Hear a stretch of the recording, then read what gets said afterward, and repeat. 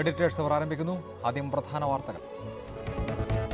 ഗുജറാത്ത് രാജ്യസഭാ തെരഞ്ഞെടുപ്പിൽ ഉദ്വേഗഭരിതമായ നീക്കങ്ങൾ. അഹമ്മദ് പട്ടേലിന്റെ വിജയം തുലാസിൽ. കോൺഗ്രസിന്റെ പരാതിയെ തുടർന്ന് വോട്ടെണ്ണൽ നിർത്തിവച്ചിരിക്കുന്നു. ഒരു കോൺഗ്രസ് എംഎൽഎയും എൻസിപി അംഗവും മറുകണ്ഠം ചാടി. 2 സീറ്റിൽ വിജയം ബിജെപി ഉറപ്പിച്ചു. നിയമസഭയിൽ ജിഎസ്ടിയെ ചൊല്ലി തോമസ് ഐസക്കും സിപിഐഎം എംഎൽഎമാരും തമ്മിൽ ഒളിയുദ്ധം. വില കുറയാത്തതിന് സാങ്കേതികത്വം പറയരുതെന്ന് എംഎൽഎമാർ. ജിഎസ്ടി സംഘപരിവാർ അജണ്ട. തന്റെ നിലപാടുകൾ പാർട്ടി തീരുമാനപ്രകാരമെന്ന് ഐസക്കിന്റെ മറുപടി. ഡിജിപി ജേക്കബ് തോമസിനെതിരെ സിഎജി റിപ്പോർട്ട്. തുറമുഖ ഡയറക്ടറായിരിക്കെ ആസ്ഥാന മന്ദിരം നിർമ്മിച്ചതിൽ ക്രമക്കേട്. 1,93,00,000 ചെലവിട്ട് നിർമ്മിച്ച ആസ്ഥാന മന്ദിരം നശിക്കുന്നു. മറുപടി പറയേണ്ടത് മുൻ LDF സർക്കാരെന്ന് ജേക്കബ് തോമസ്. രാഹുൽ ഗാന്ധിക്ക് നേരെ ഉണ്ടായ കല്ലേറിൽ ലോക്സഭ പ്രക്ഷുബ്ധം. പ്രോട്ടോകോൾ പാലിക്കാതെ രാഹുൽ രഹസ്യ വിദേശയാത്രകൾ നടത്തുന്നത് എന്തിനെന്ന് രാജ്നാഥ് സിംഗ്. നോട്ടച്ചടിയിൽ വൻ കുംഭകോണമെന്ന് രാജ്യസഭയിൽ പ്രതിപക്ഷം. അയോധ്യയിലെ തർക്കഭൂമിയിൽ ക്ഷേത്രം നിർമ്മിക്കുന്നതിൽ എതിർപ്പില്ലെന്ന് ഷിയ വഖഫ് ബോർഡ്. മുസ്ലിം ഭൂരിപക്ഷ മേഖലയിലേക്ക് പള്ളി മാറ്റി സ്ഥാപിക്കാം. കേസ് സുപ്രീംകോടതി വെള്ളിയാഴ്ച പരിഗണിക്കും. ഗുജറാത്തിലെ രാജ്യസഭാ തെരഞ്ഞെടുപ്പിൽ ഉദ്വേഗഭരിതമായ നീക്കങ്ങൾ. വോട്ട് ചെയ്തതിനു ശേഷം ബാലറ്റ് പേപ്പർ ഉയർത്തിക്കാട്ടിയ 2 വിമത എംഎൽഎമാരുടെ വോട്ട് റദ്ദാക്കണമെന്ന് കോൺഗ്രസ് ആവശ്യപ്പെട്ടു. ഈ തർക്കത്തെ തുടർന്ന് വോട്ടെണ്ണൽ ഇതുവരെ ആരംഭിക്കാനായിട്ടില്ല. ഈ തർക്കം ഇപ്പോൾ ഡൽഹിയിൽ എത്തി നിൽക്കുകയാണ്. തെരഞ്ഞെടുപ്പ് കമ്മീഷൻ ഓഫീസിലേക്ക് ഏറ്റവും പ്രധാനപ്പെട്ട രാഷ്ട്രീയ നേതാക്കൾ ചെല്ലുകയും അവരുടെ ആവശ്യം ഉന്നയിക്കുകയും ചെയ്തു. മുൻ പ്രസിഡന്റുകൾ ചൂണ്ടിക്കാണിച്ചുകൊണ്ട് പി ചിദംബരം അല്പസമയം മുൻപ് സംസാരിച്ചു. അതിനുശേഷം അരുൺ ജെയ്റ്റ്ലിയാണ് ബിജെപിയുടെ പ്രതിനിധിയായി ഡൽഹിയിലെ തെരഞ്ഞെടുപ്പ് കമ്മീഷന്റെ ആസ്ഥാനത്ത് എത്തിയിട്ടുള്ളത്. അഭൂതപൂർവമായ ഇന്ത്യൻ രാഷ്ട്രീയത്തിൽ അസാധാരണമായ കാഴ്ചകളാണ് ഡൽഹിയിലും അഹമ്മദാബാദിലുമായി നടക്കുന്നത്. ബി ബാലഗോപാൽ ആദ്യം. ബാലഗോപാൽ, തെരഞ്ഞെടുപ്പ് കമ്മീഷന്റെ ആസ്ഥാനത്തേക്ക് കോൺഗ്രസിന്റെയും ബിജെപിയുടെയും ഏറ്റവും പ്രധാനപ്പെട്ട നേതാക്കളാണ് ചെന്നിട്ടുള്ളത്. അവർ അവരുടെ നിലപാട് വ്യക്തമാക്കി കഴിഞ്ഞിരിക്കുന്നു. മുൻ ഉദാഹരണങ്ങൾ ചൂണ്ടിക്കാണിച്ച് പി ചിദംബരം 2 എംഎൽഎമാരുടെ വോട്ട് അസാധുവാക്കണം എന്ന് വാദിക്കുന്നു. ബിജെപിക്ക് അതിന് മറുവാദമുണ്ട്. തെരഞ്ഞെടുപ്പ് കമ്മീഷന്റെ തീരുമാനം ഇന്ന് തന്നെ ഉണ്ടാകുമോ? അത് സംബന്ധിച്ച വിവരങ്ങൾ എന്താണ്? ഇപ്പോൾ എന്താണ് ഡൽഹിയിൽ നടക്കുന്ന നീക്കങ്ങൾ? തീർച്ചയായും അഭിലാഷ് സൂചിപ്പിച്ചതുപോലെ തന്നെ അഹമ്മദ് പട്ടേലും അമിത്ഷായും തമ്മിലുള്ള നേരിട്ടുള്ള ഈ ഏറ്റുമുട്ടലിന്റെ ശ്രദ്ധാകേന്ദ്രം ഗാന്ധിനഗറിൽ നിന്ന് ദില്ലിയിലെ അശോക റോഡിലെ തെരഞ്ഞെടുപ്പ് കമ്മീഷന്റെ ഓഫീസിലേക്ക് മാറിയിരിക്കുകയാണ്.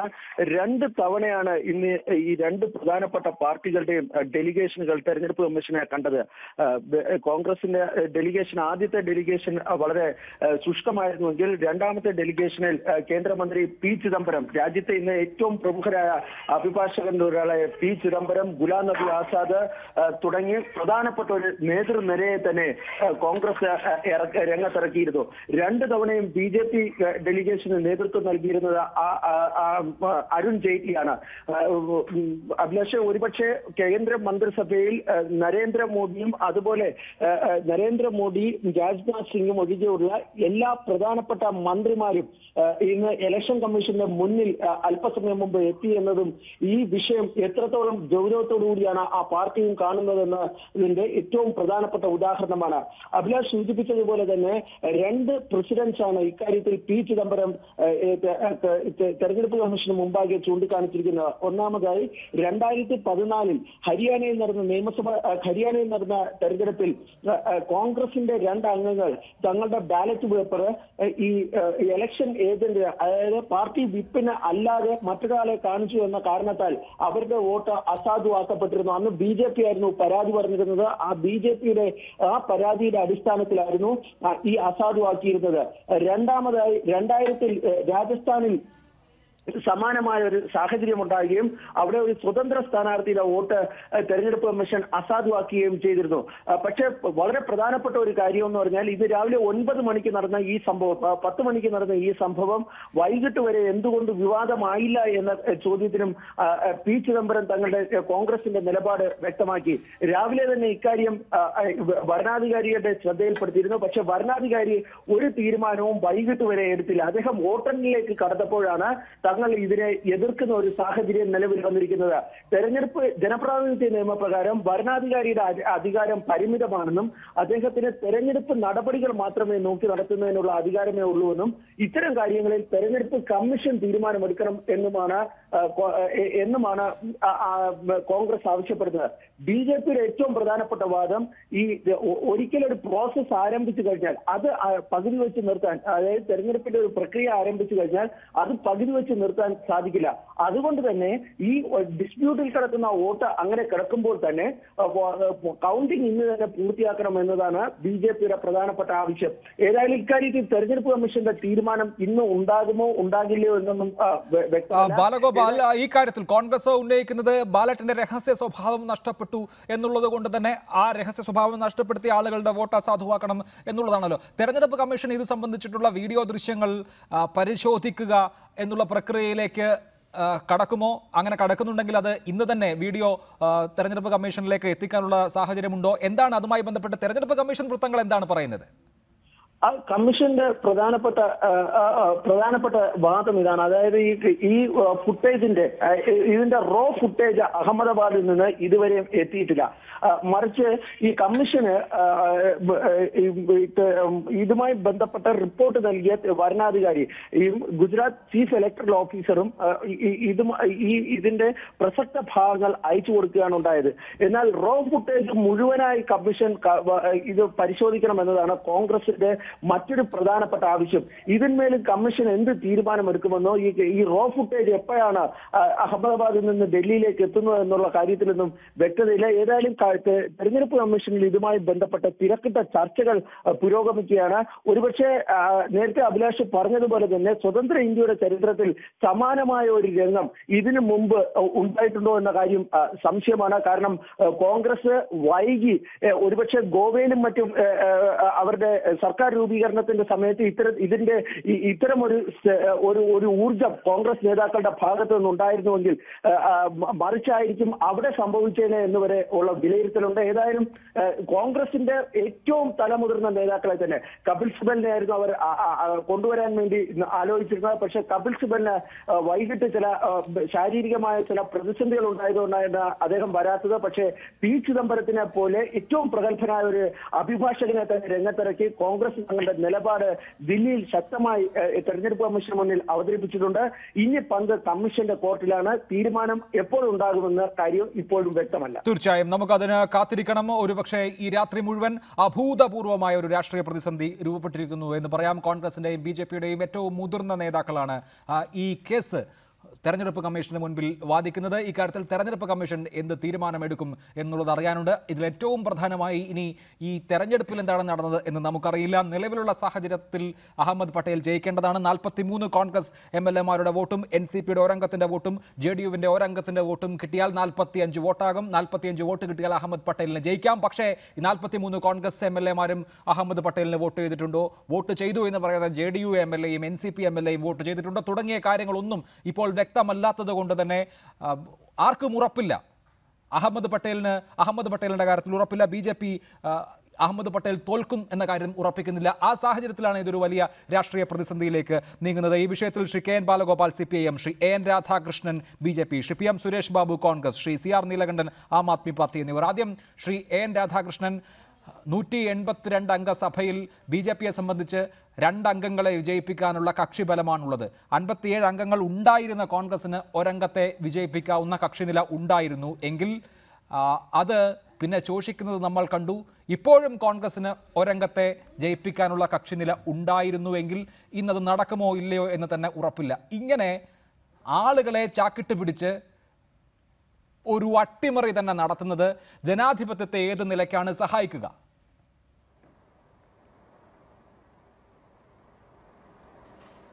പക്ഷേ നമ്മൾ ഈ ചർച്ചയ്ക്ക് വരുമ്പോൾ തന്നെ ഇപ്പോൾ ഗുജറാത്തിൽ നേരത്തെയുള്ള രാഷ്ട്രീയ സാഹചര്യങ്ങളെ കൂടി നമ്മൾ വിലയിരുത്തേണ്ടതായി വരും. ഗുജറാത്തിലെ മുഖ്യ പ്രതിപക്ഷമായിട്ടുള്ള കോൺഗ്രസ് പാർട്ടി വഗേലയുടെ നേതൃത്വത്തിൽ കുറേ ആളുകൾ മാറി നിൽക്കുന്നു, കുറേ ആളുകളുടെ സ്പ്ലിറ്റ് ഉണ്ടാകുന്നു.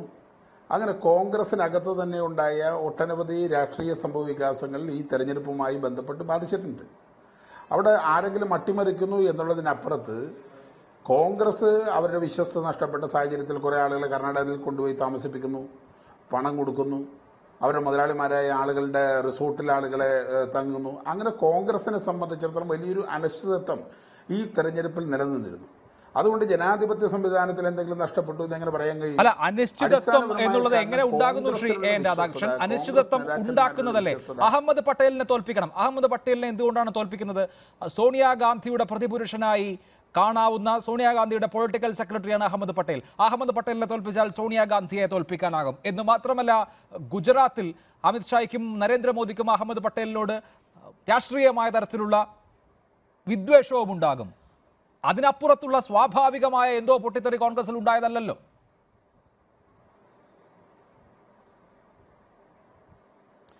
അഭിലാഷേ, ഒരു രാഷ്ട്രീയ പാർട്ടി എന്നുള്ള നിലയ്ക്ക് ഞങ്ങളെ എതിർക്കുന്ന, ഞങ്ങളുമായി എതിർപ്പ് ചേരിയിൽ മത്സരിക്കുന്ന ആളുകളെ തോൽപ്പിക്കുക എന്നുള്ളത് സ്വാഭാവികമായൊരു പ്രക്രിയയാണ്. പ്രത്യേകിച്ച് ബഹുമാനിയായ സോണിയാഗാന്ധിയോട് ഏറ്റവും അടുത്ത് നിൽക്കുന്ന അവരുടെ പൊളിറ്റിക്കൽ സെക്രട്ടറിയായ അഹമ്മദ് പട്ടേലിനെ പൊട്ടിക്കാൻ അല്ലെങ്കിൽ പരാജയപ്പെടുത്താൻ കിട്ടുന്ന ഓരോ അവസരവും വളരെ ബുദ്ധിപൂർവ്വം ഉപയോഗിക്കുന്നത് എങ്ങനെ ജനാധിപത്യ സംവിധാനത്തിനെതിരാകും?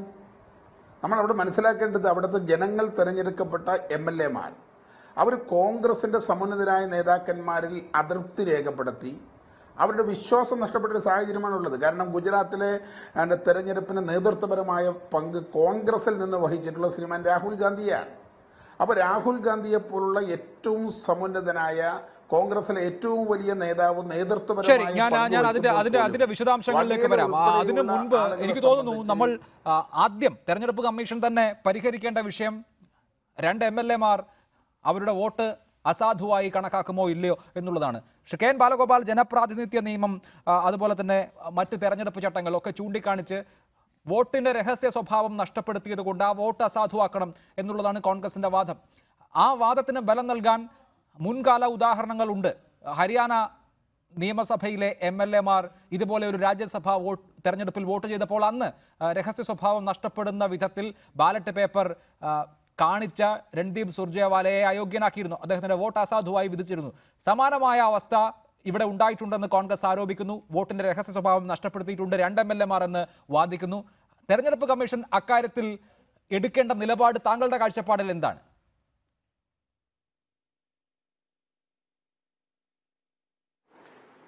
തീർച്ചയായിട്ടും നേരത്തെ ഇത്തരം ഒരു പ്രീസിഡന്റ് ഉണ്ട്, ഇത്തരം സംഭവങ്ങൾ കാണിച്ചിട്ടുണ്ട്. കോൺഗ്രസിന്റെ 2 MLA-മാർ എന്തുകൊണ്ടാണ് ബാലറ്റ് പേപ്പർ കാണിച്ചതെന്ന് വെച്ചാൽ, ഞങ്ങൾ നിങ്ങളുടെ നിന്ന് മേടിച്ചിട്ടുള്ളതിന് പ്രതിഫലമൊക്കെ കൃത്യമായി മേടിച്ചിട്ടുണ്ട്, അതിന് പലം ജോലി ചെയ്തിട്ടുണ്ടെന്ന് കാണിക്കാൻ വേണ്ടി കാണിച്ചതാണ്.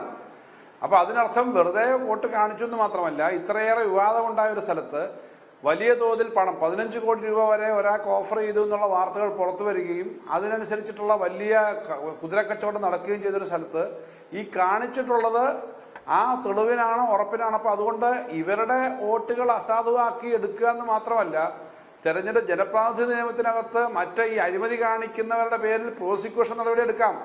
അമിത്ഷായുടെ പേരിൽ പ്രോസിക്യൂഷൻ നടപടി, ഈ MLA-മാരുടെ പേരിലും അമിത്ഷായുടെ പേരിലും പ്രോസിക്യൂഷൻ നടപടികളടക്കം എടുക്കേണ്ട ഗുരുതരമായ തെറ്റാണ് അവർ ചെയ്തത്, യാതൊരു സംശയവുമില്ല.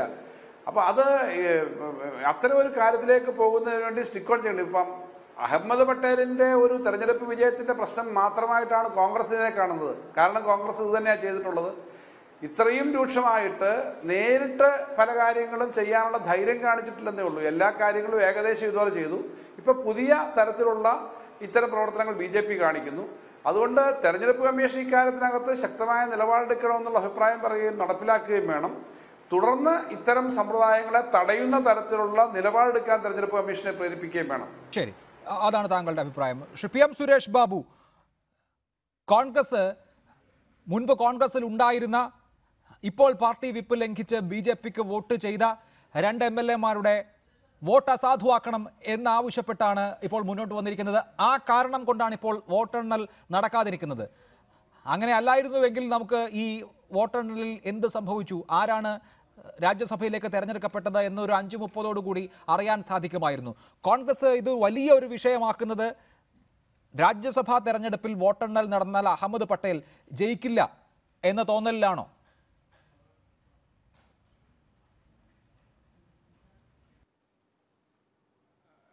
അതിനെക്കുറിച്ച് പറയാൻ എനിക്കാവില്ല. കാരണം എനിക്ക് ഡൽഹിയുമായോ ഗുജറാത്തുമായോ ഒന്നും ബന്ധപ്പെടാനൊന്നും കഴിഞ്ഞിട്ടില്ല. ഇതിനകത്ത് നമ്മുടെ ഒരു ചർച്ച വ്യക്തിപരമായ ഒരു പട്ടേലിൻ്റെ വിജയവും പട്ടേലിൻ്റെ പരാജയവും എന്നുള്ളതിനേക്കാളൊക്കെ ഉപരിയായി ഇതിനകത്തുള്ള ജനാധിപത്യ വിരുദ്ധ പ്രക്രിയകളെക്കുറിച്ചുള്ള ചർച്ചയാണ് എന്ന നിലയ്ക്കാണ് ഞാനിതിനെ സമീപിക്കാൻ ആഗ്രഹിക്കുന്നത്. കോൺഗ്രസിൻ്റെ ഭാഗത്തു നിന്ന് 2 പേര് MLA-മാർ അങ്ങോട്ട് പോയി ഇങ്ങോട്ട് പോയി എന്നുള്ളതിനേക്കാളൊക്കെ ഉപരി രാജ്യസഭാ തിരഞ്ഞെടുപ്പിൽ അനുവർത്തിക്കേണ്ടുന്ന രഹസ്യ സ്വഭാവത്തിൻ്റെ പ്രശ്നത്തിൽ എന്തെങ്കിലും തരത്തിലുള്ള വീഴ്ചകൾ ഉണ്ടായിട്ടുണ്ടോ? ആ വീഴ്ചകളുണ്ടെങ്കിൽ അതിന് മുൻകാല അനുഭവങ്ങൾ വെച്ചുകൊണ്ടുള്ള നടപടിക്രമങ്ങൾ എന്താണ്? അത്തരം വീഴ്ചകളോട് മുൻകാലങ്ങളിൽ തിരഞ്ഞെടുപ്പ് കമ്മീഷൻ എടുത്തിട്ടുള്ള നടപടികൾ എന്താണ്? അത് തന്നെ ആവർത്തിക്കപ്പെടേണ്ടതുണ്ടോ? അതല്ല അന്നെടുത്തത് തെറ്റാണോ, ഇന്നെടുക്കുന്നതാണോ ശരി എന്നുള്ളത് കാര്യങ്ങളൊക്കെയാണ് നമുക്ക് ഇപ്പോൾ പ്രധാനമായിട്ടുള്ളത്. അതുകൊണ്ട് പ്രത്യേകിച്ച് എനിക്ക് ഇവിടെ പേരെഴുതി കാണിക്കുന്നൊക്കെയുണ്ട്. അവരെക്കുറിച്ചൊന്നും എനിക്കൊരു വ്യക്തിപരമായ അറിവില്ലാത്തത് കൊണ്ട് ഞാൻ അതിലേക്കുള്ള ഒരു കമൻസ് നടത്തുന്നത് യുക്തിസഹമായിരിക്കുകയില്ല എന്നാണ് എൻ്റെ വിശ്വാസം. കോൺഗ്രസ്സിന് ഈ കാര്യത്തിൽ ഒരു സീറ്റ് രാജ്യസഭയിൽ കിട്ടുക എന്നുള്ളത് കോൺഗ്രസിനെ സംബന്ധിച്ചിടത്തോളം സന്തോഷമുള്ള കാര്യം തന്നെയാണ്. അത് പ്രത്യേകിച്ച് അഹമ്മദ് പട്ടേലിനെ പോലെ ഞങ്ങളെ സംബന്ധിച്ചിടത്തോളം ഞങ്ങൾക്ക് ഒരിക്കലും ഒഴിവാക്കാൻ പറ്റാത്ത ഞങ്ങളുടെ നേതൃത്വത്തിലുള്ള ഏറ്റവും സമുന്നതരായ ഒരു നേതാവിന്. പക്ഷെ അതൊന്നുമല്ല ഇവിടുത്തെ ഇന്നത്തെ പ്രശ്നം ജനാധിപത്യ തെരഞ്ഞെടുപ്പ് പ്രക്രിയയിൽ കാണിച്ചിട്ടുള്ള തെറ്റുകളോട് ഇലക്ഷൻ കമ്മീഷൻ ഏത് രൂപത്തിൽ പ്രതികരിക്കുന്നു എന്നറിയുക തന്നെയാണ് ഇപ്പോഴത്തെ ഗൗരവമേറിയ വിഷയം എന്നാണ് എന്റെ നിരീക്ഷണം. തീർച്ചയായും ശ്രീ CR നീലകണ്ഠൻ, ഒരു ഭരണഘടനാ സ്ഥാപനമായിട്ടുള്ള തെരഞ്ഞെടുപ്പ് കമ്മീഷൻ എല്ലാ തരത്തിലുള്ള സമ്മർദ്ദങ്ങൾക്കും അതീതമായി നിഷ്പക്ഷമായി പ്രവർത്തിക്കേണ്ട ഒരു സ്ഥാപനമാണ്. ഇവിടെ കോൺഗ്രസ് ആരോപിക്കുന്നത് 2 MLA-മാർ അവരുടെ വോട്ട് രേഖപ്പെടുത്തിയതിനു ശേഷം ആ വോട്ട് കാണിച്ചിട്ടുണ്ടെന്നാണ്, അമിത്ഷായെ പൊക്കി കാണിച്ചിട്ടുണ്ട് എന്നാണ്. അതിന് സ്വാഭാവികമായും വീഡിയോ ദൃശ്യങ്ങളുണ്ട്. ആ വീഡിയോ ദൃശ്യങ്ങൾ എന്തായാലും ഡൽഹിയിലേക്ക് വരുത്താൻ തെരഞ്ഞെടുപ്പ് കമ്മീഷൻ ശ്രമിക്കുന്നുമുണ്ട്. മുൻ ഉദാഹരണങ്ങൾ വെച്ചിട്ടാണെങ്കിൽ അല്ലെങ്കിൽ കീഴ്വഴക്കം വെച്ചിട്ടാണെങ്കിൽ തെരഞ്ഞെടുപ്പ് കമ്മീഷൻ ആ 2 വോട്ട് അസാധുവാക്കേണ്ടതല്ലേ? തീർച്ചയായിട്ടും. അല്ല, ഇവിടെ നമ്മുടെ ജനാധിപത്യം വലിയൊരു ഭീഷണി നേരിടുകയാണ്. ജനാധിപത്യത്തിൻ്റെ സംരക്ഷണത്തിന് ഒരുപാട് സ്ഥാപനങ്ങൾ ഭരണഘടന ഉണ്ടാക്കിയിട്ടുണ്ട്. നേരത്തെ പറഞ്ഞതുപോലെ അതിലൊന്നാണ് സുപ്രീം കോടതികൾ, അതിൽ മറ്റൊന്നാണ് ഇലക്ഷൻ കമ്മീഷൻ, CAG, അങ്ങനെയുള്ള കുറേ സ്ഥാപനങ്ങൾ. ഈ സ്ഥാപനങ്ങളൊക്കെ ഇന്ന് നിർമൂല്യവൽക്കരിക്കപ്പെട്ടുകൊണ്ടിരിക്കുകയാണ്. അവരൊക്കെ തന്നെ ഇന്ന് മാത്രമല്ല പലപ്പോഴും മുമ്പ് ഇലക്ഷൻ കമ്മീഷനെ ഇപ്പോൾ ബാലഗോപാൽ പറഞ്ഞതുപോലെ കോൺഗ്രസിൻ്റെ കാലത്തും ഇങ്ങനെ ഉപയോഗിച്ചിട്ടുണ്ട്. ഞാൻ ഇല്ലയെന്ന് പറയുന്നില്ല.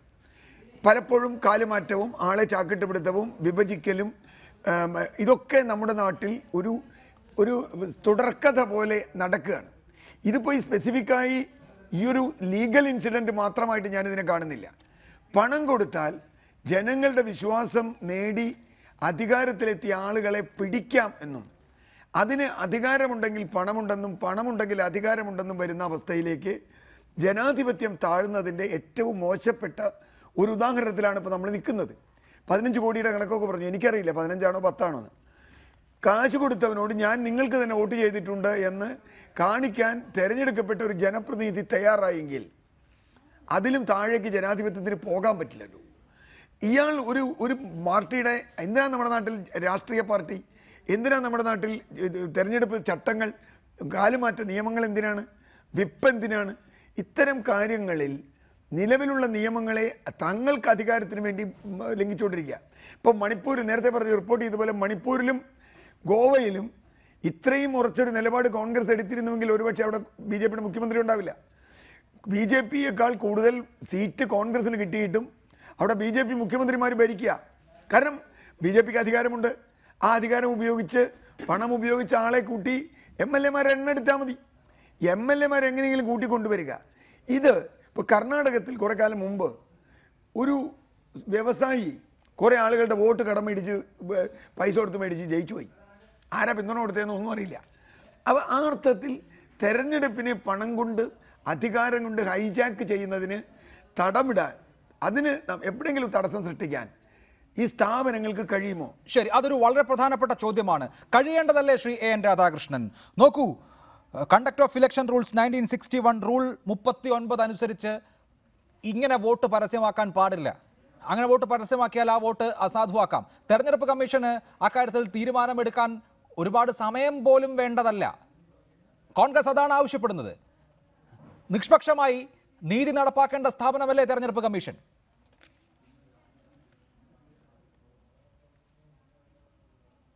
പക്ഷേ അതിനെക്കുറിച്ച് അവിടെ എന്താണ് നടന്നത് എന്നുള്ളത് തെരഞ്ഞെടുപ്പ് കമ്മീഷൻ പരിശോധിക്കുമെന്നാണ് ഞാൻ മനസ്സിലാക്കുന്നത്. രാവിലെ അവിടെ വോട്ടെടുപ്പ് നടന്നതിന് ശേഷം ഏതാണ്ട് ഉച്ചയ്ക്ക് 3 മണിക്ക് ശേഷമാണ് തെരഞ്ഞെടുപ്പ് കമ്മീഷന് മുമ്പാകെ റിപ്പോർട്ട് വരുന്നത്. അതുതന്നെയാണ് ഒരുപാട് സംശയത്തിന് ഇട നൽകുന്നത്.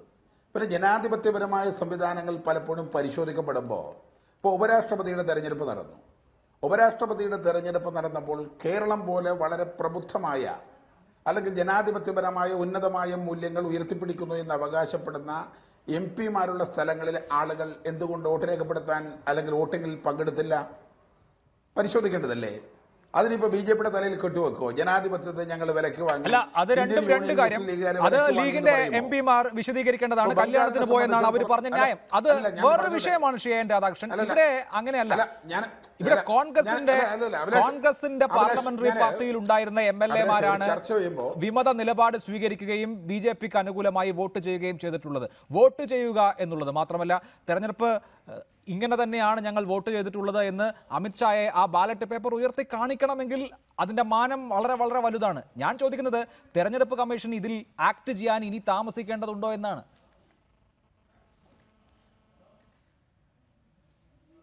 അഭിലാഷെ, വിധി പ്രഖ്യാപിക്കാൻ അവതാരകനായ അഭിലാഷിനെ ആരും ചുമതലപ്പെടുത്തിയിട്ടില്ല എന്നാണ് ഞാൻ മനസ്സിലാക്കുന്നത്. ഇപ്പൊ നമ്മളെപ്പോലുള്ള ആളുകൾ മുഴുവൻ ദൃശ്യമാധ്യമങ്ങളിലൂടെ ഈ വിഷയങ്ങൾ കണ്ട് പരിചയമുള്ളൂ. അവിടെ ആദ്യം തന്നെ ദൃശ്യമാധ്യമങ്ങൾ പരസ്യമായി വ്യക്തമാക്കിയത് ഏജന്റിനെ കാണിച്ചു എന്നാണ്. ആദ്യം ഇംഗ്ലീഷ് മാധ്യമങ്ങളിലും ഒക്കെ വന്നിട്ടുള്ളത് ഏജന്റിനെ കുറച്ച് കഴിഞ്ഞപ്പോൾ പറയണു അത് അമിത്ഷായെ കാണിച്ചു എന്നാണ്.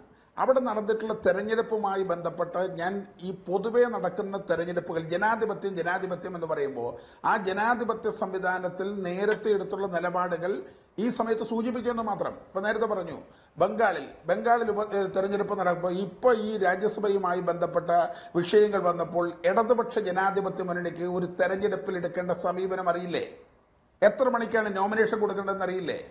ആ നോമിനേഷൻ ഫില്ല് ചെയ്യേണ്ട കാര്യങ്ങളെക്കുറിച്ച് അറിയില്ലേ? അതിന് ഉത്തരവാദി ഞങ്ങളാണോ? ജനാധിപത്യത്തെ ധ്വംസിച്ചത് ഞങ്ങളാണോ? ആരായിരുന്നു അവിടെ ഉത്തരവാദി? ഇടതുപക്ഷ ജനാധിപത്യ മുന്നണി അല്ലെങ്കിൽ CPM-നകത്തുള്ള അഭിപ്രായ വ്യത്യാസങ്ങൾക്ക് ഉത്തരവാദി BJP ആണോ? അല്ല, അങ്ങനെ BJP-ക്ക് അതിൽ ഉത്തരവാദിത്തമുണ്ടെന്ന് ആരും പറഞ്ഞില്ലല്ലോ. ഒരു തെരഞ്ഞെടുപ്പിൽ നോമിനേഷൻ നൽകാതിരിക്കുക എന്നുള്ളത് ഒരു ജനാധിപത്യ ലംഘനമോ ജനാധിപത്യ ധ്വംസനമോ അല്ലല്ലോ. അവരെ സംബന്ധിച്ച് താമസിച്ചു പോയി എന്നുള്ളത് ഒരു ന്യായമായിരിക്കാം. അവർക്ക് മത്സരിക്കാൻ താല്പര്യമില്ലായിരുന്നിരിക്കാം. അത് അവരുടെ സ്വാതന്ത്ര്യം. എന്റെ അഭിലാഷേ, അഭിലാഷേ അങ്ങനെ വർത്തമാനം പറയല്ലേ? ഒരു രാഷ്ട്രീയ പാർട്ടി, ഇടതുപക്ഷ ജനാധിപത്യ മുന്നണി, മാർക്സിസ്റ്റ് പാർട്ടിയെ സംബന്ധിച്ചിടത്തോളം അവർ തെരഞ്ഞെടുപ്പിൽ മത്സരിക്കുന്നു, സീതാറാം യെച്ചൂരിയുടെ വിഷയം ഉണ്ടാകുന്നു, അത് തർക്ക വിഷയമാകുന്നു, ഇന്ത്യൻ രാഷ്ട്രീയം മുഴുവൻ അത് ചർച്ച ചെയ്യപ്പെടുന്ന ഒരു ഘട്ടത്തിൽ നോമിനേഷൻ കൊടുക്കാൻ എഴുതാൻ അറിയാത്ത ആളുകൾ എന്ത് ജനാധിപത്യമാണ് ഇവിടെ പറയുന്നത്? സാമാന്യഗതിയിൽ ഒരു നോമിനേഷൻ കൊടുക്കാൻ കഴിയാത്ത ആളുകൾ, ഇന്ന സമയത്ത് കൊടുക്കണമെന്നറിയാൻ കഴിയാത്ത ആളുകൾ, അവർ വലിയ ജനാധിപത്യം. താങ്കൾ ഇതിനെ ഖണ്ഡിക്കാൻ ആ വാദങ്ങളാണ് ഉയർത്തുന്നത്. നമ്മുടെ വിഷയം ഇന്നത്തെ വിഷയം അതല്ലല്ലോ. ഞാൻ ഇടപെടുകയാണ്. ഞാൻ അങ്ങിലേക്ക് മടങ്ങിയെത്താം. ശ്രീ രാധാകൃഷ്ണൻ, PM സുരേഷ് ബാബു, ഇന്നിപ്പോ കോൺഗ്രസ് ഇതിനുവേണ്ടി പോരാടാൻ കാണിച്ചിരിക്കുന്ന മുൻകൈ എന്നുള്ളതാണ് ഒരുപക്ഷെ രാഷ്ട്രീയ നിരീക്ഷകരെ തന്നെ അത്ഭുതപ്പെടുത്തിയിട്ടുള്ളത്.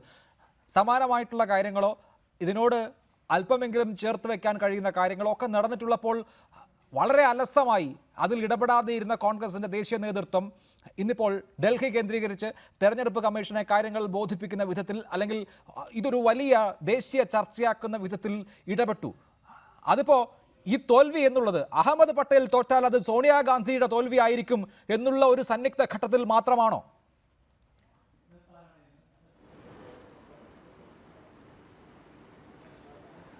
ശ്രീ അഭിലാഷ്, അങ്ങനെ ഒരു വ്യാഖ്യാനത്തിന് ഒരു അവസരമൊക്കെ ഉണ്ട്. ഞാൻ അങ്ങനെ ഒരു വ്യാഖ്യാനം വന്നാൽ തെറ്റില്ല, അല്ലെങ്കിൽ അങ്ങനെ ആരെങ്കിലും അതിനെ വ്യാഖ്യാനിക്കാൻ ശ്രമിച്ചാൽ അവരെ കുറ്റപ്പെടുത്താനും ഞാനില്ല.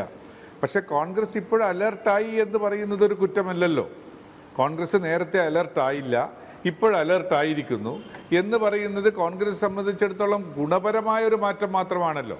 അതിന് അഭിലാഷോ അല്ലെങ്കിൽ അഭിലാഷിനോട് കമൻറ്റ് ചെയ്യുന്ന ആരെങ്കിലോ ഇത് സോണിയാഗാന്ധിയിലേക്ക് എത്തിപ്പിച്ച് അതിനെ മറ്റൊരു തരത്തിൽ അതിനെ വ്യാഖ്യാനം ഉണ്ടാക്കിയെടുക്കാൻ അവർക്ക് അങ്ങനെ ആരെല്ലാം പറയുന്നു അവർക്കൊക്കെ അതിനുള്ള സ്വാതന്ത്ര്യമുണ്ട്. ഞാനതൊരു ചോദ്യം ചെയ്യുന്നില്ല. പക്ഷെ കോൺഗ്രസ് അലർട്ട് ആവണമെന്നാണ് എന്നെപ്പോലെയുള്ള സാധാരണ കോൺഗ്രസ്സുകാരൻ്റെ ആഗ്രഹം. എവിടെയെങ്കിലും അലർട്ട് ആയില്ലെങ്കിൽ അതുകൊണ്ട് ഇതും അതുപോലെ മാറി നിൽക്കുന്നതാണ് പ്രസിഡന്റിന് നല്ലത് എന്ന വ്യാഖ്യാനം വരരുത്. എവിടെ വെച്ചെങ്കിലും ഇതൊന്ന് തുടങ്ങണം.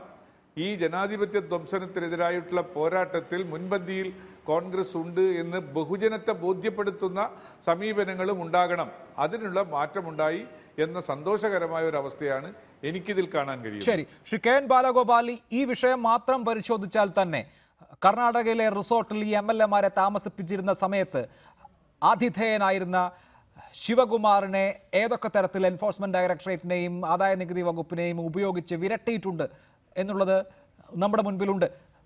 അനധികൃത സ്വത്ത് സമ്പാദിച്ചിട്ടുണ്ടെങ്കിൽ സ്വാഭാവികമായി നടപടിയെടുക്കേണ്ടതാണ്, അക്കാര്യത്തിൽ യാതൊരു തർക്കവുമില്ല. പക്ഷേ ഇവിടെ ഒരായുധമാക്കുകയായിരുന്നു എന്ന സംശയം ഉയരുന്നുണ്ട്. അതേസമയം ഈ രാജ്യസഭാ തെരഞ്ഞെടുപ്പിനോട് ബന്ധപ്പെട്ട് കളം മറിഞ്ഞിട്ടുള്ള MLA-മാർ ഏതെങ്കിലും തരത്തിൽ സ്വാധീനത്തിൽപ്പെട്ടോ അല്ലെങ്കിൽ അവരിലേക്ക് പണം ഒഴുകിയിട്ടുണ്ടോ, അവരുടെ അക്കൗണ്ടുകളിൽ പണം ചെന്നിട്ടുണ്ടോ, അല്ലെങ്കിൽ അവരുടെ ബിനാമികളുടെ ആരുടെയെങ്കിലും അക്കൗണ്ടുകളിൽ പണം ചെന്നിട്ടുണ്ടോ തുടങ്ങിയ കാര്യങ്ങളൊക്കെ EDO ITO അന്വേഷിച്ചതായി നമുക്ക് അറിയുകയും ചെയ്യുകയില്ല. എന്തായാലും സർക്കാരിൻ്റെ ഏജൻസികൾ ഉപയോഗിക്കപ്പെടുന്നുണ്ട് എന്നുള്ളത് വസ്തുതയാണ്. പക്ഷേ ഒരു ഭരണഘടനാ സ്ഥാപനമായ തെരഞ്ഞെടുപ്പ് കമ്മീഷൻ ഇതിനൊക്കെ മുകളിൽ അങ്ങേയറ്റം സ്വതന്ത്രമായി പ്രവർത്തിക്കേണ്ട ഒരു സ്ഥാപനമാണ്. ഇപ്പോൾ തെരഞ്ഞെടുപ്പ് കമ്മീഷന് മുൻപിൽ ഈ രണ്ട് കൂട്ടരുടെയും വാദങ്ങളുണ്ട്. നിഷ്പക്ഷമായിട്ടുള്ള നടപടിയാണോ താങ്കൾ പ്രതീക്ഷിക്കുന്നത്?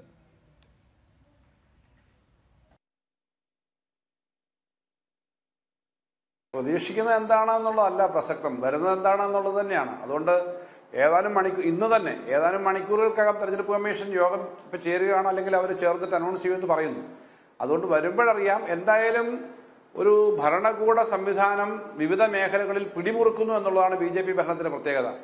കോൺഗ്രസ് കൊണ്ടുവന്നിരുന്ന അല്പാൽപ്പം ജനാധിപത്യത്തിന്റെ അംശം ഉണ്ടായിരുന്ന ആ ഭരണകൂട സംവിധാനം ഇനി മുന്നോട്ട് കൊണ്ടുപോകാൻ പറ്റില്ലെന്നും തങ്ങളുടെ താല്പര്യം നടപ്പിലാക്കണമെങ്കിൽ അതികർശനമായ നയങ്ങൾ നടപ്പിലാക്കുന്ന, ജനങ്ങളെ ക്രഷ് ചെയ്യുന്ന, സമരങ്ങളോ ഒരു കൂട്ടായ്മയോ വന്നാൽ ഇല്ലാതാക്കുകയും ചെയ്യുന്ന ഒരു നയം വേണമെന്ന് ചിന്തിക്കുന്ന ഒരു ക്യാപിറ്റലിസ്റ്റ് ഡ്രിവൺ പൊളിറ്റിക്സ് ആണ് ഇപ്പോൾ അവർ നടപ്പിലാക്കുന്നത്. അതിപ്പം ട്രംപ് ആയാലും ഇവിടെ മോഡി ആയാലും ഇപ്പം മധ്യേഷ്യൻ രാജ്യങ്ങളിലൊക്കെ ആയാലും വരുന്ന മാറ്റം അതിൽ നിന്ന് പ്രകടമാണ്. ജനാധിപത്യത്തെ ഇല്ലാതാക്കുക, അടിച്ചില്ലാതാക്കുക.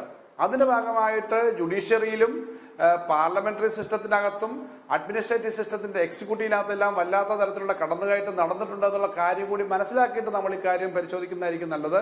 എനിക്ക് അമിതമായ ശുഭപ്രതീക്ഷയൊന്നുമില്ല തെരഞ്ഞെടുപ്പ് കമ്മീഷൻ അടക്കമുള്ള സംവിധാനത്തെ പറ്റി. നേരത്തെയും തെരഞ്ഞെടുപ്പ് കമ്മീഷനെ നിയമിക്കുന്നത് ഒരാൾക്കും രാഷ്ട്രീയത്തിൽ നിന്ന് അതീതമാവാൻ പറ്റില്ല. അപ്പോൾ തെരഞ്ഞെടുപ്പ് കമ്മീഷന് ഇത്തരം കാര്യങ്ങളിനകത്ത് എത്രത്തോളം ഇൻവോൾവ്മെന്റ് വരുമോ തുടങ്ങിയ കാര്യങ്ങളൊന്നും എനിക്കറിഞ്ഞൂടാ. പക്ഷേ അമിതമായ ശുഭപ്രതീക്ഷ വേണ്ട. കാരണം BJP എന്തിനും തയ്യാറായിട്ടുള്ള ഒരു ഗെയിം പ്ലാനാണ് കളിക്കുന്നത്. ആ ഗെയിം പ്ലാനിനെതിരായിട്ട് ജനങ്ങളുടെ വികാരം ഉയർന്നു വരുമെന്നുള്ള ശുഭപ്രതീക്ഷ മാത്രമാണ് എനിക്കുള്ളത്. ഇന്നത്തെ തെരഞ്ഞെടുപ്പിന്റെ റിസൾട്ട് എന്തായിക്കോട്ടെ, എന്തായാൽ തന്നെയും കോൺഗ്രസ് പോലൊരു പാർട്ടിയുടെ ഏറ്റവും പ്രമുഖനായ നേതാവ് അഹമ്മദ് പട്ടേലിനെ പരാജയപ്പെടുത്താൻ വേണ്ടി എന്ത് കാര്യവും സ്വീകരിക്കുന്ന സ്ഥിതി BJP എടുക്കുന്നു.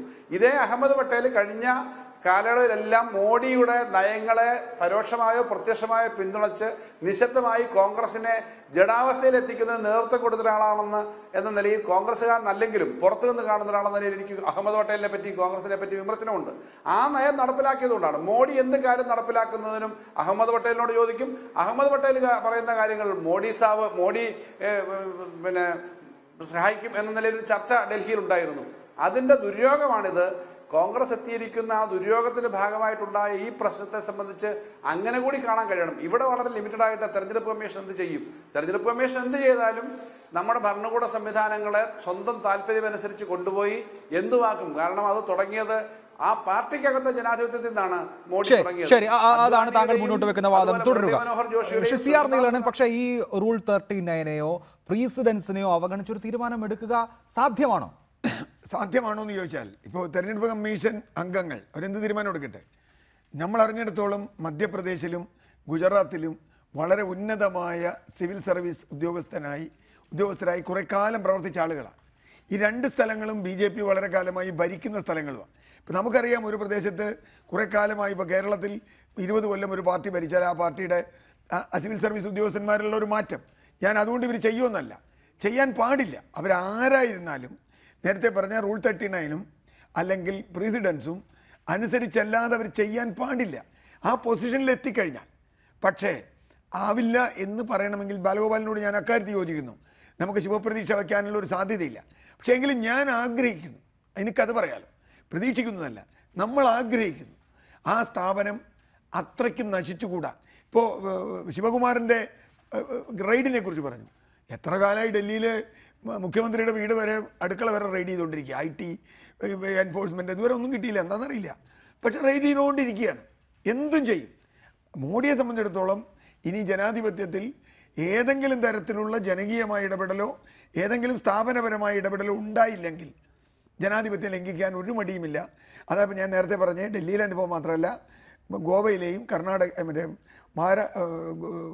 മണിപ്പൂരിലെയും ഒക്കെ, അല്ലെങ്കിൽ ഉത്തരാഖണ്ഡിൽ ശ്രമിച്ച് പരാജയപ്പെട്ടത്. അപ്പോൾ അതൊക്കെ നമ്മുടെ മുമ്പിലുണ്ട്. ഞാനതുകൊണ്ട് ജനാധിപത്യം വളരണം, നിലനിൽക്കണമെന്ന് ആഗ്രഹമുള്ളത് കൊണ്ട് ഞാൻ ആഗ്രഹിക്കുന്നു ഇലക്ഷൻ കമ്മീഷൻ നിയമപരമായൊരു തീരുമാനമെടുക്കുമെന്ന്. ശരി, ശ്രീ എൻ രാധാകൃഷ്ണൻ, ഏത് വിധേനയും അഹമ്മദ് പട്ടേലിനെ തോൽപ്പിക്കുക എന്നുള്ളതാണോ? തെരഞ്ഞെടുപ്പ് കമ്മീഷൻ എന്ത് തീരുമാനം എടുക്കുക എന്നുള്ളത് അറിയില്ല, അത് വരട്ടെ. പക്ഷേ ഇന്ന് വരെ നടന്നിട്ടുള്ള സംഭവങ്ങൾ നമ്മുടെ കൺമുൻപിൽ നടന്നിട്ടുള്ള സംഭവങ്ങളാണ്. അഹമ്മദ് പട്ടേലും അമിത്ഷായും ഒരു സംസ്ഥാനക്കാർ മാത്രമാണ് എന്നുള്ളതല്ലോ. അമിത്ഷായ്ക്കെതിരെയുള്ള കേസ്, കേന്ദ്ര ഏജൻസികൾ അദ്ദേഹത്തെ അറസ്റ്റ് ചെയ്യുന്ന അവസ്ഥ തുടങ്ങിയ കാരണങ്ങൾക്ക് പിന്നിൽ കാരണക്കാരനായി അഹമ്മദ് പട്ടേലിനെ അമിത്ഷാ കണ്ടിരുന്നു തുടങ്ങിയ ഉപജാപങ്ങളോ അല്ലെങ്കിൽ അണിയറ വർത്തമാനങ്ങളോ ഒക്കെ കേൾക്കുന്നുണ്ട്. അതുകൊണ്ട് ഏത് വിധേനയും നാമാവശേഷമാക്കണം അഹമ്മദ് പട്ടേലിനെ എന്ന ഒരു രാഷ്ട്രീയ ദൗത്യത്തിൽ നിന്നാണോ ഇതെല്ലാം ഉണ്ടായത്?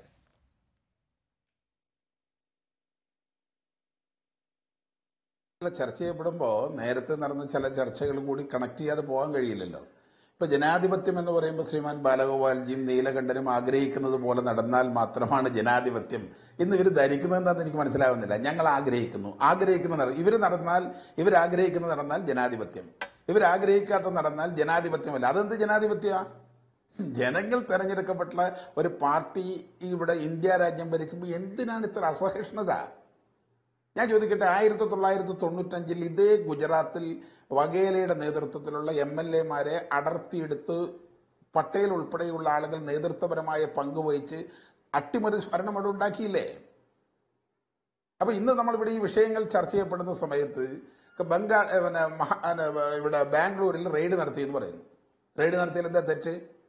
അവിടെ MLA-മാരെ കൊണ്ടുവന്ന് MLA-മാർക്ക് പണം കൊടുക്കുന്നു എന്ന് റിപ്പോർട്ട് കിട്ടിയതിന്റെ അടിസ്ഥാനത്തിൽ പരിശോധന നടത്തിയാൽ അതെങ്ങനെ തെറ്റാവുക? ആ പരിശോധനയ്ക്ക് അടിസ്ഥാനപരമായ കാരണം പണം കൊടുത്തു എന്ന് ദൃശ്യമാധ്യമങ്ങൾ മുഴുവൻ കണ്ടതല്ലേ? കോടിക്കണക്കിന് രൂപയുടെ വലിയ അഴിമതിയുമായി ഈ വിഷയത്തെ മുന്നോട്ട് പോകുമ്പോൾ അത് തടുക്കാൻ ജനാധിപത്യപരമായ സംവിധാനങ്ങൾ മുന്നോട്ട് വന്നാൽ എന്താണ് തെറ്റ്? ശരി, അതാണ് BJP ഭാഗത്തു നിന്നുള്ള അതിനുള്ള വിശദീകരണം. ശ്രീ പി എം സുരേഷ് ബാബു, ഇന്ന് കോൺഗ്രസ് വർക്കിംഗ് കമ്മിറ്റി ചേർന്ന ദിവസം കൂടിയാണ്. ഈ ദിവസം തന്നെയാണ് ജയറാം രമേശ് ഇന്നലെ നൽകിയിട്ടുള്ള ഇന്റർവ്യൂവിന്റെ കൂടുതൽ ഭാഗങ്ങൾ പുറത്തു വന്നത്. അതിൽ പറയുന്നത് തന്നെ നമ്മൾ നേരിടുന്നത് ഷായെയും മോദിയെയുമാണ്. അപ്പോൾ പരമ്പരാഗതമായിട്ടുള്ള മാർഗങ്ങൾ പോരാ. ഇതൊരു തെരഞ്ഞെടുപ്പ് പരാജയമല്ല, മറിച്ച് പാർട്ടിയുടെ അസ്തിത്വത്തിന് തന്നെ ഏറ്റിരിക്കുന്ന ഒരു പ്രതിസന്ധിയാണ്. അത് മറികടക്കണമെങ്കിൽ പുതിയ തരത്തിലുള്ള സമീപനം വേണം, ഇല്ലെങ്കിൽ നമ്മൾ ഇല്ലാതായി പോകുമെന്ന് കോൺഗ്രസ് നേതാക്കൾ തന്നെ പരിതപിക്കുന്നുണ്ട്. ഇന്നിപ്പോൾ കോൺഗ്രസ് ഈ ഒരു കാര്യത്തിൽ കാണിച്ചിരിക്കുന്ന വീറും വാശിയും, മുൻപ് ഞാൻ നേരത്തെ കഴിഞ്ഞ ചോദ്യത്തിൽ ചോദിച്ചതാണ്, കഴിഞ്ഞ സംസ്ഥാന തെരഞ്ഞെടുപ്പുകളിലോ ആ സർക്കാർ രൂപീകരണ ഘട്ടത്തിലോ കാണിച്ചിരുന്നുവെങ്കിൽ കാര്യങ്ങൾ മറ്റൊന്നായെന്ന് വിശ്വസിക്കുന്ന രാഷ്ട്രീയ നിരീക്ഷകരുണ്ട്.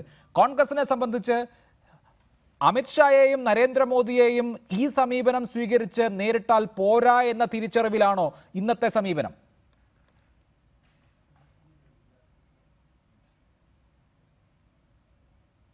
ചിലപ്പോഴത് അങ്ങനെ തന്നെ ആവാനാണ് സാധ്യത. കൃത്യമായ, ഞാൻ പറഞ്ഞല്ലോ, എനിക്ക് ഇന്ന് ചർച്ചയ്ക്ക് വരുന്നതിന് മുമ്പ് ഡൽഹിയുമായി ബന്ധപ്പെടാൻ കഴിഞ്ഞില്ല. കാരണം പ്രധാനപ്പെട്ട നേതാക്കന്മാർ മുഴുവൻ വർക്കിംഗ് കമ്മിറ്റിയിലും ഈ ഇലക്ഷൻ കമ്മീഷനിലുമായിട്ടാണ്. ഡൽഹിയുമായി ബന്ധപ്പെടുന്ന ചർച്ചകളിലേക്ക് വരുമ്പോൾ ഡൽഹിയുമായി ബന്ധപ്പെട്ടിട്ടാണ് ഞാൻ സ്വതവേ ചർച്ചകൾക്ക് വരാറ്. ഇന്നത് കഴിഞ്ഞിട്ടില്ല, അതുകൊണ്ട് അതിൻ്റെ ആക്ച്വൽ പിക്ചർ എനിക്ക് പറയാൻ കഴിയില്ല. പക്ഷേ ഈ തവണത്തെ കാര്യത്തിൽ കോൺഗ്രസ് കുറെ കൂടി ചടുലത കാണിച്ച് മുന്നോട്ട് വരുന്നുണ്ട് എന്നത് സന്തോഷകരമായ ഒരു വസ്തുതയാണ്. എനിക്കൊക്കെ പ്രതികരിക്കാൻ തോന്നുന്ന ഒരു വിഷയം അതല്ലാതെ, നേരത്തെ കഴിഞ്ഞ മണിപ്പൂരിലായാലും ഗോവയിലായാലും അതേപോലെ തന്നെ അത് അരുണാചൽ പ്രദേശിലായാലും ഒക്കെ കാണിച്ചെടുത്ത് കോൺഗ്രസ് അതിൻ്റെ സ്വതസിദ്ധമായ ജനാധിപത്യ ശൈലികളിലൂടെ പ്രതികരിച്ചപ്പോൾ കൃത്യമായി മനസ്സിലാക്കി അപ്പുറത്തൊരു ജനാധിപത്യവാദിയല്ല ഇതിന് നേതൃത്വം കൊടുക്കുന്നത്, അപ്പുറത്തൊരു ഏകാധിപത്യവാദിയാണ് അല്ലെങ്കിൽ ഏകാധിപത്യവാദികളാണ്, അവർക്ക് ജനാധിപത്യത്തിൻ്റെ സാമാന്യ നീതിയോട് മതിപ്പില്ല എന്ന് കൃത്യമായ ബോധ്യം വന്നതുകൊണ്ടാണ് ഇപ്പോൾ ഏത് രൂപത്തിൽ തന്നെയാണോ ഒരു എതിർപക്ഷത്തെ നേരിടേണ്ടത് ആ രൂപത്തിൽ തന്നെ കൂടുതൽ ചടുലതയോടുകൂടി കോൺഗ്രസ് നേതൃത്വം ഈ കാര്യം ഏറ്റെടുത്തിട്ടുള്ളത്. ഇനിയുള്ള ദിവസങ്ങളിൽ അങ്ങനെ ആയിരിക്കണമെന്ന് താല്പര്യപ്പെടുന്ന ഒരുപാട് കോൺഗ്രസ്സുകാരുണ്ട്, ഒരുപാട് ജനാധിപത്യ വിശ്വാസികളുണ്ട്, ഒരുപാട് രാഷ്ട്രീയ പാർട്ടികളുമുണ്ട്. ശരി, ശ്രീ KN ബാലഗോപാൽ, 43 MLA-മാർ കോൺഗ്രസിന് വോട്ട് ചെയ്യുമെന്ന ഉറപ്പ് കോൺഗ്രസിനെ സംബന്ധിച്ചിട്ടുണ്ട്. വോട്ട് ചെയ്തിട്ടുണ്ടാകാം ഒരുപക്ഷെ, തെരഞ്ഞെടുപ്പിന്റെ ഫലം വരാത്തതുകൊണ്ട് ഉറപ്പിച്ച് പറയാൻ വയ്യ. രണ്ട് NCP MLA-മാരുണ്ട് അവിടെ. NCP ദേശീയ തലത്തിൽ BJP വിരുദ്ധ പക്ഷത്താണെന്ന് അവകാശപ്പെടുന്ന പാർട്ടിയാണല്ലോ. പക്ഷേ ആ NCP MLA-മാർ BJPക്ക് വോട്ട് ചെയ്യുമെന്ന ഉറപ്പ് പ്രഫുൽ പട്ടേൽ വഴിയാണ് വാങ്ങിയെടുത്തത് എന്നാണ് ഇപ്പോൾ കോൺഗ്രസ് തന്നെ വിശ്വസിക്കുന്നത്. ആ തരത്തിലുള്ള വാർത്തകളാണ് ഡൽഹിയിൽ നിന്നും മുംബൈയിൽ നിന്നും വരുന്നത്. BJPയെ നേരിടുന്ന കാര്യത്തിൽ പ്രതിപക്ഷ നിരയിലെ കക്ഷികൾക്ക് ഉള്ള ഈ അനിശ്ചിതത്വവും എപ്പോൾ വേണമെങ്കിലും തകിടം മറിയാവുന്ന നിലപാടും യഥാർത്ഥത്തിൽ കോൺഗ്രസ് പോലുള്ള ഒരു പാർട്ടിയെ വല്ലാതെ പ്രതിസന്ധിയിലാക്കുന്നില്ലേ? ആത്മാർത്ഥതയുള്ള തോളിൽ കൈയിടാൻ പറ്റുന്ന ഒരു കൂട്ടുകാരനില്ല എന്നുള്ളതൊരു പ്രശ്നമല്ലേ?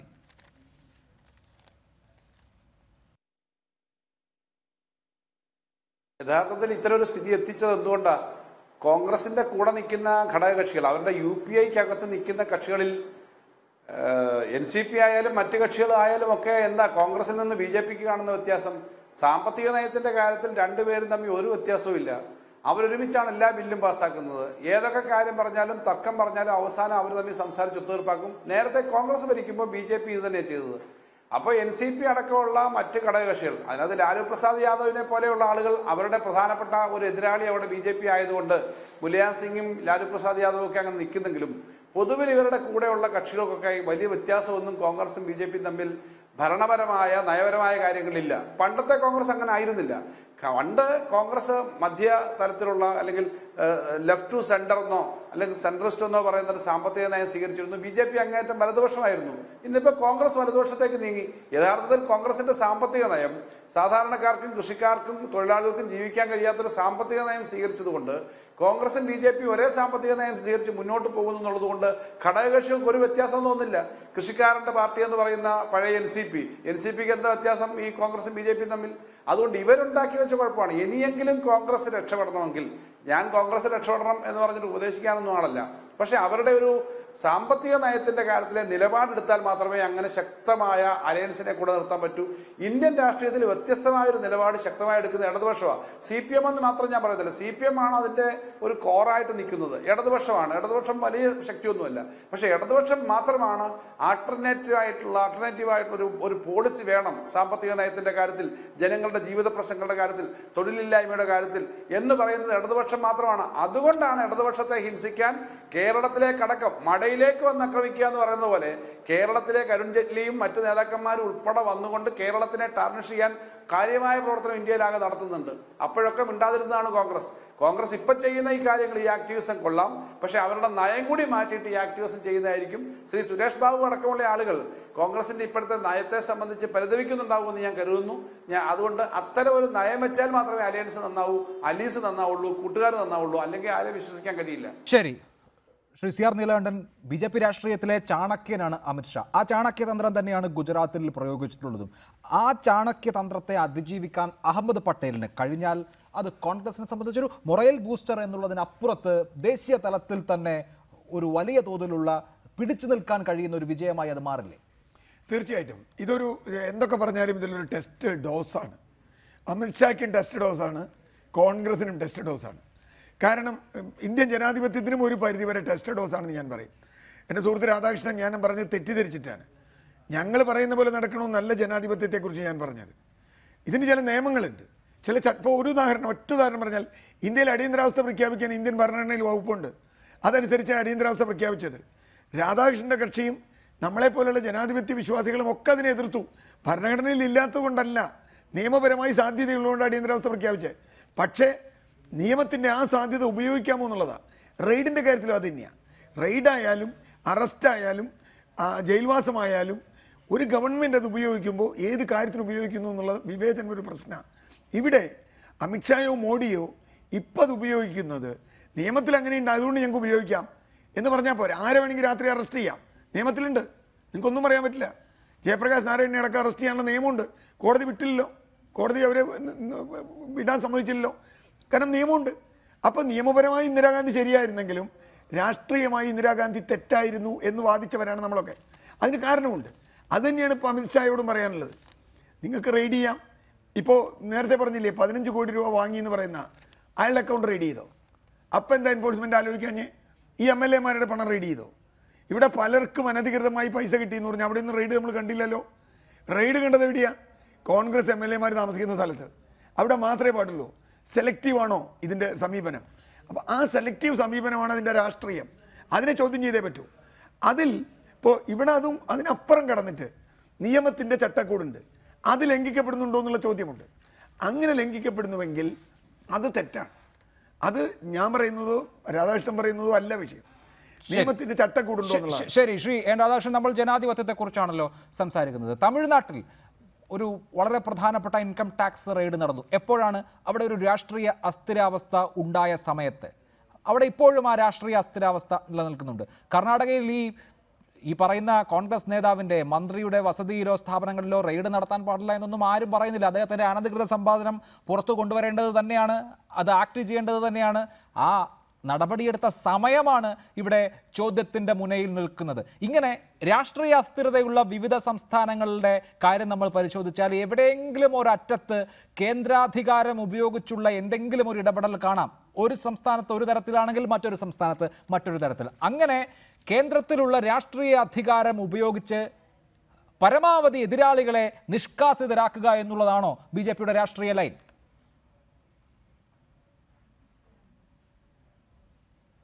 അഭിലാഷേ, എല്ലാവരും ഒരേ നിലപാടുകൾ സ്വീകരിക്കുന്നതായതുകൊണ്ട് എനിക്ക് ആവശ്യമായ സമയം തന്നെ ഇടപെടാതിരിക്കണം, ശ്രദ്ധിക്കണം. ഞാൻ സൂചിപ്പിച്ചു വന്നത്, ബഹുമാന്യനായ ബാലഗോപാൽ സൂചിപ്പിച്ചു, ഇന്ത്യ രാജ്യത്തിൻ്റെ സാമ്പത്തിക നയത്തിൽ കോൺഗ്രസും ബി.ജെ.പിയും ഒരുപോലെയാണ്. ഞാൻ ചോദിക്കട്ടെ, ഇന്ത്യയുടെ അദ്ദേഹം നേരത്തെ അദ്ദേഹത്തിൻ്റെ സംസാരത്തിൽ സൂചിപ്പിച്ചു, മുൻകാല കോൺഗ്രസിൻ്റെ സാമ്പത്തിക നയം തുടർന്നിരുന്നു എങ്കിൽ ആ മുൻകാല സാമ്പത്തിക നയം കമ്മ്യൂണിസ്റ്റ് പാർട്ടി അംഗീകരിക്കുന്നുണ്ടോ? മാർക്സിസ്റ്റ് പാർട്ടി കോൺഗ്രസിന്റെ മുൻകാല സാമ്പത്തിക നയം അംഗീകരിക്കുന്നുണ്ടോ എന്ന് കേൾക്കാൻ നമുക്ക് താല്പര്യമുണ്ട്. 2, GST ഉൾപ്പെടെയുള്ള വിഷയങ്ങളിൽ കേരളത്തിലെ കമ്മ്യൂണിസ്റ്റുകാരുടെ നിലപാടെന്താണ്? ഇന്ന് ഞാൻ നിയമസഭയിൽ മനസ്സിലാക്കി, സാമ്പത്തിക നയത്തിൽ GST ഉൾപ്പെടെയുള്ള വിഷയങ്ങളിൽ മാർക്സിസ്റ്റ് കമ്മ്യൂണിസ്റ്റുമാർ 2 തട്ടിലാണ്. അങ്ങനെ 2 തട്ടിൽ നിൽക്കുമ്പോൾ മാർക്സിസ്റ്റ് കമ്മ്യൂണിസ്റ്റ് പാർട്ടിക്ക് ഒരു നയമോ സമീപനമോ പരിപാടിയോ ഇല്ല. അതുകൊണ്ട് തന്നെയാണ് ഉപരാഷ്ട്രപതി തെരഞ്ഞെടുപ്പിലാണെങ്കിലും രാജ്യസഭാ തെരഞ്ഞെടുപ്പിലാണെങ്കിലും ഇവർക്കൊന്നും നിലപാടുകൾ സ്വീകരിക്കാൻ കഴിയാതിരുന്നത് ഞങ്ങളുടെ കുഴപ്പം കൊണ്ടല്ല. ഇന്ത്യയിൽ ഒരു ദേശീയ രാഷ്ട്രീയ പാർട്ടി എന്നുള്ള നിലയ്ക്ക് കോൺഗ്രസ് ഇന്ത്യയുടെ 10% പോലും പാർലമെന്റിലില്ല. അത് ഞങ്ങളുടെ കുഴപ്പമല്ല. 10% പോലും വേണ്ട എന്ന് തീരുമാനമെടുത്തത് ഇന്ത്യയിലെ ജനങ്ങളാണ്. അത് അഴിമതിയിൽ മുങ്ങിക്കുളിച്ചിട്ടുള്ള ആളുകൾക്കെതിരായി ഇന്ത്യയിലെ ജനാധിപത്യ സംവിധാനം എടുത്ത നിലപാടിന്റെ ഭാഗമായി 10%-ത്തിൽ താഴെയായി. കമ്മ്യൂണിസ്റ്റ് പാർട്ടികൾ ജനങ്ങളിൽ നിന്ന് അകന്നതുകൊണ്ട് ബംഗാൾ ഉൾപ്പെടെയുള്ള സംസ്ഥാനങ്ങളിൽ അവരെ നിരാകരിച്ചു. അത് ഞങ്ങളല്ല ഉത്തരവാദി. ഞങ്ങൾ ജനങ്ങളുടെ മുമ്പാകെ വെക്കുന്നത്, ഇന്നലെ വരെ കമ്മ്യൂണിസ്റ്റുകാരൻ പറഞ്ഞ പാവപ്പെട്ടവരുടെ റോള് ഞങ്ങളുടെയാണ്. ഇപ്പൊ ശ്രീമാൻ ബാലഗോപാൽ പറഞ്ഞില്ല, മടയിൽ വന്ന് പ്രശ്നങ്ങൾ ഉണ്ടാക്കുന്നു. ഏത് മടയാ? കേരളത്തിൽ എവിടെ മട? പട്ടികജാതിക്കാരനായ രാജേഷിനെ 81 വെട്ടി കൊലപ്പെടുത്തിയ തലസ്ഥാന നഗരിയാണോ നിങ്ങളുടെ മട? ശരി, ഇടപെടരുത് എന്ന് പറഞ്ഞതുകൊണ്ടാണ് ശ്രീ രാധാകൃഷ്ണൻ ഞാൻ ഇടപെടാതിരുന്നത്. എന്റെ ചോദ്യം വളരെ സ്പെസിഫിക് ആയിരുന്നു. കേന്ദ്ര ഏജൻസികളെ ദുരുപയോഗം ചെയ്യുന്നുണ്ടോ രാഷ്ട്രീയ താല്പര്യങ്ങൾക്ക് വേണ്ടി എന്നുള്ളതാണ് എന്റെ ചോദ്യം. നിങ്ങള് ചർച്ച അഭിലാഷിന്റെ ചോദ്യം മാത്രമല്ല, എനിക്ക് ഇതിനു മുമ്പ് ചോദിച്ച ആളുകൾക്ക് മറുപടി പറയാതെ എനിക്ക് അങ്ങോട്ട് കടക്കാൻ പറ്റില്ലല്ലോ. കാരണം നിങ്ങൾ വിളിച്ചതിൽ ഞാൻ മാത്രമേ ഉള്ളൂ ഒരു ഭാഗത്ത്, അഭിലാഷ് ഉൾപ്പെടെയുള്ള ഒരു മറുഭാഗത്താണ്. അപ്പൊ എനിക്ക് ആവശ്യമായ സമയം തരാണ്ട് ഞാനിങ്ങനെ മറുപടി പറയും. ഇല്ല, ഓരോരുത്തർ അവരുടേതായിട്ടുള്ള രാഷ്ട്രീയ താല്പര്യവും രാഷ്ട്രീയമായിട്ടുള്ള നിലപാടുകളാണ് പറയുന്നത്. ഞാൻ ചർച്ച നയിക്കുന്ന, ചർച്ച മോഡറേറ്റ് ചെയ്യുന്ന ആളുമാണ്. ശരി, താങ്കൾ പറയൂ. ഇത് അവിടെ ഇടപെടണമായിരുന്നു. ഒന്ന്, അഭിലാഷ ചർച്ച നടക്കുമ്പോൾ അവരോട് അതിവിടെ സംസാരിക്കേണ്ട, ഈ പോയിന്റ് സംസാരിക്കാൻ പറയണം. എല്ലാവരും കൂടി ഒരു വിഷയങ്ങൾ സംസാരിക്കുമ്പോൾ മാലോകര് കേൾക്കുന്ന, ലോകം മുഴുവൻ കേൾക്കുന്ന ഒരു ചാനലാണ്. മറുപടി പറയാൻ ഞാൻ ബാധ്യസ്ഥനാണ്. ശരി, പറയൂ. അപ്പൊ ഇന്ത്യയിലെ ജനാധിപത്യ സംവിധാനത്തെ ഉയർത്തിപ്പിടിക്കുന്ന ആളുകളെ സംബന്ധിച്ച് നരേന്ദ്രമോദിക്കും അമിത്ഷായ്ക്കും അനുകൂലമായി ഇന്ത്യയിലെ ജനങ്ങൾ തീരുമാനമെടുക്കുന്നു. ഇപ്പൊ ത്രിപുരയിൽ ഞങ്ങൾ മുഖ്യ പ്രതിപക്ഷമായി. ഞങ്ങളുടെ കുഴപ്പമാണോ? അവിടുത്തെ MLA-മാർ തീരുമാനമെടുത്തു ഞങ്ങൾ BJP ചേരാൻ. കാരണം അവർക്കൊരു വിശ്വാസമുള്ളൊരു നേതൃത്വം. ഞാൻ ചോദിക്കട്ടെ, മഹാസഖ്യത്തിന്റെ ലീഡറാണ് നിതീഷ് കുമാർ. അദ്ദേഹം പറയുന്നു ഇന്ത്യയിൽ വിശ്വസിക്കാൻ കൊള്ളാവുന്ന കരുത്തനായൊരു പ്രധാനമന്ത്രി നരേന്ദ്രമോദിയാണ് എന്ന് പറഞ്ഞ് നരേന്ദ്രമോദിക്കും അമിത്ഷായ്ക്കും അനുകൂലമായി തീരുമാനമെടുത്താൽ എന്തിനാണ് ഈ ആവലാതിയും വെപ്രാളവും പ്രകടിപ്പിക്കുന്നത്? ഇല്ല, ആവലാതിയും വെപ്രാളവും ഒന്നുമില്ല. പോരാട്. തുടരുക രാധാകൃഷ്ണൻ. ശ്രീ സുരേഷ് ബാബു, മറ്റനേകം സംസ്ഥാനങ്ങളുടെ ഉദാഹരണങ്ങൾ നമ്മുടെ മുൻപിലുണ്ട്. ഉദാഹരണത്തിന് നോർത്ത് ഈസ്റ്റിൽ എങ്ങനെയാണ് ഒരു പാർലമെന്ററി പാർട്ടി അപ്പാടെ മറിഞ്ഞ് BJP ആയി ഒരു സുപ്രഭാതത്തിൽ മാറുകയും കോൺഗ്രസിന്റെ മുഖ്യമന്ത്രി BJPയുടെ മുഖ്യമന്ത്രി ആവുകയും ചെയ്തത് എന്നുള്ളത് നമ്മൾ കണ്ടതാണ്. അരുണാചൽ പ്രദേശിന്റെ ഉദാഹരണം നമുക്ക് മുമ്പിലുണ്ട്. എങ്ങനെയാണ് കോൺഗ്രസിന്റെ ഏറ്റവും പ്രധാനപ്പെട്ട നേതാവ് BJP നേതാവാവുകയും ആസാമിൽ കോൺഗ്രസ് തോൽക്കുകയും ചെയ്തത് എന്നുള്ളത് നമ്മുടെ മുൻപിൽ കണ്ടതാണ്. ഇങ്ങനെ മണിപ്പൂരിൽ ഏറ്റവും വലിയ ഒറ്റകക്ഷിയായിട്ടും എങ്ങനെയാണ് കോൺഗ്രസ് അവിടെ സർക്കാർ ഉണ്ടാക്കുന്നതിൽ പരാജയപ്പെട്ടത് എന്ന് നമ്മൾ കണ്ടതാണ്. ഇങ്ങനെ ഒട്ടനവധി ഉദാഹരണങ്ങളുണ്ട്. കോൺഗ്രസിനെ സംബന്ധിച്ച് ഇതിന് കീഴ്വഴങ്ങി നിൽക്കുക അല്ലെങ്കിൽ കീഴടങ്ങുക എന്നുള്ള വഴിയല്ലാതെ മറ്റൊരു വഴി നോക്കാതിരുന്നത് വല്ലാതെ എപ്പോഴും തോൽക്കുന്ന പാർട്ടിയായി കോൺഗ്രസിനെ മാറ്റിയിട്ടില്ലേ?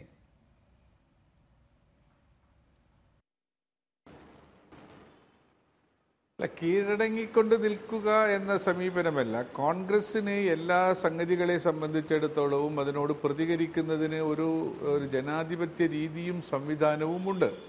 ആ രീതിയിൽ പ്രതികരിച്ചപ്പോൾ അത് നിഷ്പ്രഭമാക്കിക്കൊണ്ട് ഉള്ള ഒരു അറ്റാക്കാണ് ഞങ്ങൾക്ക് നേരെ വന്നത്.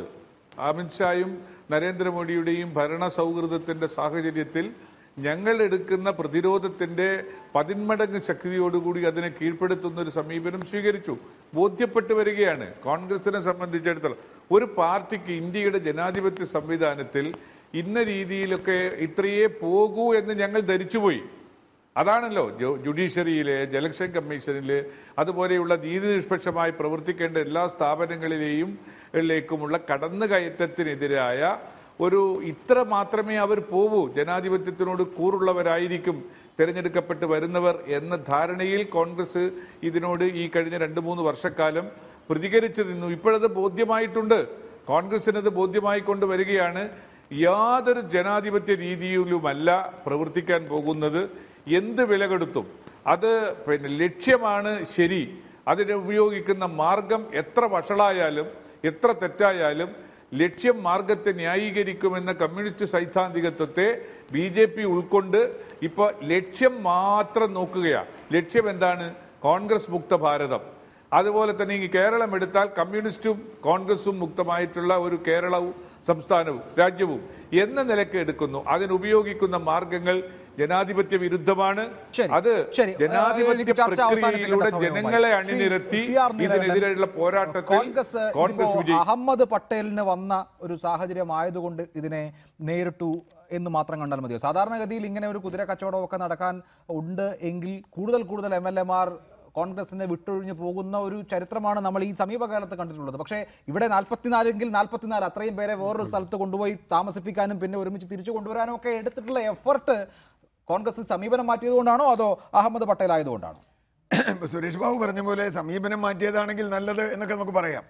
പക്ഷേ എനിക്ക് അത്ര വിശ്വാസം പോരാ സുരേഷ് ബാബു പറഞ്ഞതിനോട്. കാരണം അങ്ങനെ ഒരു കൊഹസീവ്നെസ് കോൺഗ്രസിൽ ഉണ്ടായി എന്ന് കരുതണമെങ്കിൽ ഇനിയും ഒരുപാട് തെളിവ് നമ്മുടെ മുമ്പിൽ വരണം. അഹമ്മദ് പട്ടേൽ അല്ലാത്ത ഒരാളുടെ കാര്യത്തിൽ കോൺഗ്രസ് ഇടപെട്ട് കണ്ടാലേ അഹമ്മദ് പട്ടേൽ അല്ല കാരണം എന്ന് പറയാൻ പറ്റൂ. ഇവിടെ പറഞ്ഞതുപോലെ അഹമ്മദ് പട്ടേൽ വളരെ നിർണായകമാണ്. സോണിയാഗാന്ധിയുമായി ഏറ്റവും അടുപ്പമുള്ള ആളാണ്. അതുകൊണ്ട് തന്നെ അഹമ്മദ് പട്ടേലിനെ സംരക്ഷിക്കുക എന്നത് കോൺഗ്രസിൻ്റെ അവസാനത്തെ പണിയാണ്. അതിനപ്പുറത്ത് പോകുമെങ്കിൽ സുരേഷ് ബാബു പറഞ്ഞതുപോലെ കോൺഗ്രസ് ജനാധിപത്യത്തെ സംരക്ഷിക്കാൻ മുന്നിട്ടിറങ്ങുമെങ്കിൽ നല്ലത്. പക്ഷെ അത് കോൺഗ്രസ് തെളിയിക്കണം. ശരി, സുരേഷ് ബാബുവിൻ്റെ ആഗ്രഹം മാത്രം പോരാ. ശരി, വളരെ നന്ദി Shri CR Neelakantan, Shri PM Suresh Babu, Shri AN Radhakrishnan, Shri KN Balagopal ചർച്ചയിൽ പങ്കെടുത്ത് സംസാരിച്ചതിന്.